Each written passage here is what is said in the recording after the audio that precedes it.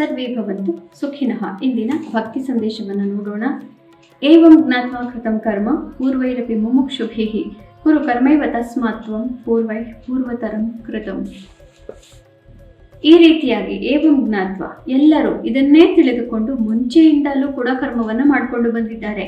ಯಾವಾಗ ಇಕ್ಷ್ವಾಕುವಿನ ಕಾಲದಿಂದಲೂ ಗೀತೆ ಇದೆ, ಅದನ್ನೇ ಎಲ್ಲರೂ ಅನುಸರಿಸಿಕೊಂಡು ಬಂದಿದ್ದಾರೆ. ಗೀತೆ ನಿನ್ನೆ ಹೇಳಿರೋದು 5 ವರ್ಷದ ಹಿಂದೆ ಆರ್ಕಿಯಾಲಜಿ ಡಿಪಾರ್ಟ್ಮೆಂಟ್ ಅವರು ಏನೋ ಒಂದನ್ನ ತೆಗೆದು ಹೇಳಿ 5 ವರ್ಷದ ಹಿಂದೆ ಮಹಾಭಾರತ ಯುದ್ಧ ನಡೆದಿತ್ತು, ಹೀಗಾಗಿ ಗೀತೆ 5,000 ವರ್ಷದ ಮಾತ್ರದ್ದು ಅಂತ ಹೇಳಿದ್ರೆ ಸರಿಯಲ್ಲ.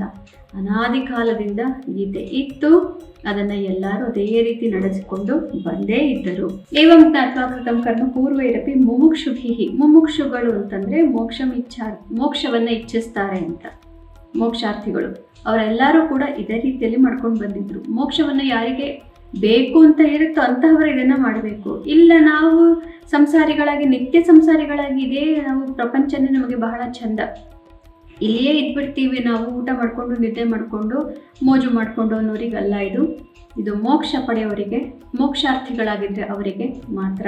ಇತಿಮಾಂ ಮೋಕ್ಷಭಿ ಕುರು ಕರ್ಮೈವ ತಸ್ಮಾತ್ ತ್ವಂ ಪೂರ್ವತರಂ ಕೃತಂ. ಆದ್ದರಿಂದ ನೀನು ಕರ್ಮವನ್ನ ಸರಿಯಾಗಿ ಬೇರೆಯವರು ಮುಂಚೆ ಯಾವ ರೀತಿ ನಿನ್ನ ತಾತ ಮುತ್ತಾತಂದಿರು ಅವರಿಗಿಂತನೂ ದೊಡ್ಡವರು ಎಲ್ಲರೂ ಯಾರು ಹೇಗೆ ಮಾಡ್ಕೊಂಡು ಬಂದ್ರೋ ಅದನ್ನೇ ನೀನು ಮಾಡು. ಹೊಸದು ಏನು ಕಂಡುಹಿಡ್ಕೊಳ್ಳಿಕ್ಕೆ ಹೋಗಬೇಡ. ಯಾಕೆಂದರೆ ಅದರಲ್ಲಿ ಸಂಶಯವಾದಾಗ ಪುನಃ ನಾವು ಇಲ್ಲಿಗೆ ಬರಬೇಕಾಗುತ್ತೆ. ಮತ್ತು ಆ ಒಂದು ಸಮಸ್ಯೆ ಆಗಲೇ ಇತ್ತು, ಬೇರೆಯವರು ಅದನ್ನು ಆಗಲೇ ನಿಭಾಯಿಸಿಕೊಂಡು ಬಿಟ್ಟಿದ್ರು ಅನ್ನೋಂತಹ ಜ್ಞಾನ ಆಮೇಲೆ ಬರುತ್ತೆ. ಅದು ಬಿಟ್ಟು ಆ ರೀತಿ ತಿರ್ಗಾ ಹೋಗಿ ಮಾಡಿದ್ದನ್ನೇ ಮಾಡೋದ್ರ ಬದಲಾಗಿ ಒಂದು ಮಾರ್ಗ ಇದೆ, ಗೀತೆ ಓದಿಬಿಟ್ರೆ ಪ್ರತಿಯೊಂದಕ್ಕೂ ನಮಗೆ ಅಲ್ಲಿ ಆನ್ಸರ್ ಅನ್ನೋದು ಅಥವಾ ಪರಿಹಾರಗಳು ಪ್ರತಿಯೊಂದಕ್ಕೂ ಸಿಕ್ಕತ್ತೆ. ಹೀಗಿದ್ದಾಗ ನಾವು ಎಲ್ಲೆಲ್ಲೂ ಹೋಗಿ ಹುಡುಕಾಡೋದು, ಜೀವನ ಯಾಕೆ ವ್ಯರ್ಥ ಮಾಡ್ಕೊಳ್ಳೋದು. ಇಂದು ಶ್ರೀ ವಿಶ್ವಾವಸು ನಾಮ ಸಂವತ್ಸರ ದಕ್ಷಿಣಾಯನ ಹಿಮಂತ ಋತು ಪೌಷ ಮಾಸಿ ಶುಕ್ಲ ಪಕ್ಷೆ 2ನೇ ತಾರೀಕು ಜನವರಿ ಚತುರ್ದಶಿ ತಿಥಿ ಮತ್ತು ಇಂದು ಶುಕ್ರವಾರ ಮತ್ತು ಇಂದು ಮೃಗಶಿರ ನಕ್ಷತ್ರ. ಇಂದಿನ ಭವಿಷ್ಯವನ್ನು ನೋಡೋಣ. ಮೃಗಶಿರ ನಕ್ಷತ್ರದ ಅಧಿಪತಿ ಕುಜ, ಆದ್ದರಿಂದ ಇವತ್ತು ಸ್ವಲ್ಪ ಎಲ್ಲರಿಗೂ ಸ್ವಲ್ಪ ಶಕ್ತಿ ಜಾಸ್ತಿ, ಹುರುಪು ಜಾಸ್ತಿ. ಅದನ್ನು ಸರಿಯಾದ ರೀತಿಯಲ್ಲಿ ವಿನಿಯೋಗ ಮಾಡಿಕೊಳ್ಳಬೇಕಾಗುತ್ತೆ. ಮೇಷರಾಶಿಯವರಿಗೆ ಅತ್ಯುತ್ತಮವಾದಂತಹ ದಿವಸ.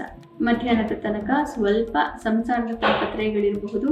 ಮಧ್ಯಾಹ್ನವಾದ ನಂತರ ಎಲ್ಲವೂ ಬದಲಾಗಿ ಬಹಳ ಸಂತೋಷಕರವಾಗಿ ನಿಮ್ಮ ಬಂಧು ಮಿತ್ರರೊಡನೆ, ಪ್ರೀತಿ ಪಾತ್ರರೊಡನೆ ಸಮಯವನ್ನು ಕಳೀತೀರಿ.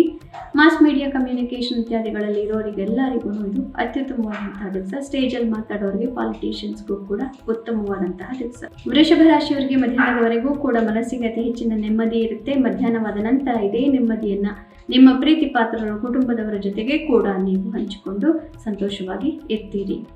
ಮಿಥುನ ರಾಶಿಯವರಿಗೆ ಮಧ್ಯಾಹ್ನದವರೆಗೂ ಮನಸ್ಸಿಗೆ ನಾನಾ ರೀತಿಯ ಕ್ಲೇಶಗಳಿರುತ್ತೆ. ಮಧ್ಯಾಹ್ನವಾದ ನಂತರ ಮನಸ್ಸಿಗೆ ನೆಮ್ಮದಿ ಪ್ರಾಪ್ತಿಯಾಗುತ್ತೆ. ಮುಂದೆ ಏನು ಮಾಡಬೇಕು ಅನ್ನುವಂತಹ ಮಾರ್ಗದರ್ಶನ ಪ್ರಾಪ್ತಿಯಾಗುತ್ತೆ. ಕರ್ಕ ರಾಶಿಯವರಿಗೆ ಮಧ್ಯಾಹ್ನದವರೆಗೂ ಉತ್ತಮವಾದಂತಹ ದಿವಸ, ಆದರೆ ಮಧ್ಯಾಹ್ನವಾದ ನಂತರ ಸಂಜೆಯ ಹೊತ್ತಿಗೆ ಮನಸ್ಸಿಗೆ ಬಹಳ ಬೇಸರವಾಗುತ್ತೆ. ಮುಖ್ಯ ನಿರ್ಧಾರಗಳು ಬೇಡ, ಯಾರದ್ದು ಸಹಕಾರ ಇರುವುದಿಲ್ಲ. ಸಿಂಹರಾಶಿಯವರಿಗೆ ಮಧ್ಯಾಹ್ನದವರೆಗೂ ಸ್ವಲ್ಪ ಕಷ್ಟಕರವಾದಂತಹ ದಿವಸ, ಮಧ್ಯಾಹ್ನವಾದ ನಂತರ ಇಷ್ಟಾರ್ಥ ಸಿದ್ಧಿ, ಮನಸ್ಸಿಗೆ ನೆಮ್ಮದಿ, ಮಿತ್ರರಿಂದ ಸಂತೋಷ. ಕನ್ಯಾ ರಾಶಿಯವರಿಗೆ ಮಧ್ಯಾಹ್ನದವರೆಗೂ ಕೂಡ ಭಾಗ್ಯೋದಯವಾಗುತ್ತೆ.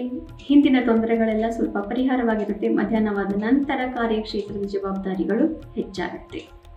ತುಲಾ ರಾಶಿಯವರಿಗೆ ಮಧ್ಯಾಹ್ನದವರೆಗೂ ಕೂಡ ಮನಸ್ಸಿಗೆ ನಾನಾ ಕ್ಲೇಶ ಇರುತ್ತೆ. ಮಧ್ಯಾಹ್ನವಾದ ನಂತರ ಭಾಗ್ಯೋದಯವಾಗುತ್ತೆ, ಮನಸ್ಸಿಗೆ ಸ್ವಲ್ಪ ನೆಮ್ಮದಿ ಪ್ರಾಪ್ತಿಯಾಗುತ್ತೆ. ವೃಶ್ಚಿಕ ರಾಶಿಯವರಿಗೆ ಮಧ್ಯಾಹ್ನದವರೆಗೂ ತುಂಬ ಚೆನ್ನಾಗಿದೆ, ಆದರೆ ಮಧ್ಯಾಹ್ನವಾದ ನಂತರ ಮನಸ್ಸಿಗೆ ನಾನಾ ರೀತಿಯ ಕ್ಲೇಶಗಳಿದೆ. ಆದ್ದರಿಂದ ಮುಖ್ಯ ನಿರ್ಧಾರಗಳು, ಮೀಟಿಂಗ್ಗಳು ಮಧ್ಯಾಹ್ನವಾದ ಮೇಲೆ ಬೇಡ.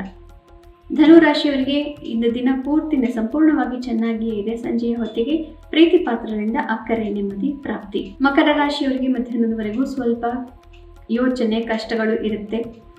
ಹಣಕಾಸಿನ ವಿಚಾರ, ಮಕ್ಕಳ ವಿಚಾರ ಮತ್ತು ನಿಮ್ಮ ಬುದ್ಧಿವಂತಿಕೆ ಇವುಗಳ ಬಗ್ಗೆ ಸ್ವಲ್ಪ ತೊಂದರೆ ಇರುತ್ತೆ. ಮಧ್ಯಾಹ್ನವಾದ ನಂತರ ಮನಸ್ಸಿಗೆ ನೆಮ್ಮದಿ ಪ್ರಾಪ್ತಿ, ಶತ್ರುಗಳು ಹಿಮ್ಮೆಟ್ಟುತ್ತಾರೆ. ಕುಂಭರಾಶಿಯವರಿಗೆ ಮಧ್ಯಾಹ್ನದವರೆಗೂ ಕೂಡ ಸ್ವಲ್ಪ ಯೋಚನೆಗಳು ಆಸ್ತಿಪಾಸ್ತಿ ವಿಚಾರಗಳಲ್ಲಿ ಇರುತ್ತೆ. ಮಧ್ಯಾಹ್ನವಾದ ನಂತರ ಅದೇ ಯೋಚನೆ, ಮಕ್ಕಳ ಯೋಗಕ್ಷೇಮ ಮತ್ತು ನಿಮ್ಮ ಒಂದು ವೆಲ್ ಬೀಯಿಂಗ್ ಅಂತ ಹೇಳ್ತೀವಿ ನೋಡಿ, ನಿಮ್ಮ ದೇಹದಾರ್ಢ್ಯ ಮತ್ತು ನಿಮ್ಮ ಆರೋಗ್ಯ ಇವುಗಳ ಬಗ್ಗೆ ನಿಮ್ಮ ಮನಸ್ಸು ಪರಿವರ್ತಿತವಾಗುತ್ತೆ. ಮೀನರಾಶಿಯವರಿಗೆ ಮಧ್ಯಾಹ್ನದವರೆಗೂ ತುಂಬ ಚೆನ್ನಾಗಿದೆ. ಮಧ್ಯಾಹ್ನವಾದ ನಂತರ ಸಂಜೆಯ ಹೊತ್ತಿಗೆ ಸ್ವಲ್ಪ ಬೇಸರ, ನೋವು ಇತ್ಯಾದಿಗಳು, ಮಾನಸಿಕ ನೋವು ಇತ್ಯಾದಿಗಳು ಆಗಬಹುದು. ಆದ್ದರಿಂದ ಇವತ್ತು ಮಧ್ಯಾಹ್ನವಾದ ಮೇಲೆ ಮುಖ್ಯ ನಿರ್ಧಾರಗಳು ಯಾವುದು ಬೇಡ. ಪುನಃ ನಾಳೆ ಭೇಟಿಯಾಗೋಣ. ಅಲ್ಲಿವರೆಗೂ ನಿಮಗೆ ತಿಳಿದೇ ಇದೆ ಭಗವದ್ಗೀತಾ ಶ್ಲೋಕಗಳ ಪಠಣ, ಮನನ, ಶ್ರವಣ, ಲೇಖನ ಮತ್ತು ನಾವು ಇದೇ ವಿಡಿಯೋದಲ್ಲಿ ಹೇಳಿರೋದನ್ನೇ ಪುನಃ ಪುನಃ ನೀವು ಕೇಳಿದ್ರು ಸಾಕು. ಅದರಿಂದ ಅನೇಕ ಜನ್ಮಾಂತರಗಳ ಪಾಪ ನಾಶ ನಿಮಗೂ ಕೂಡ ನಮಗೂ ಕೂಡ.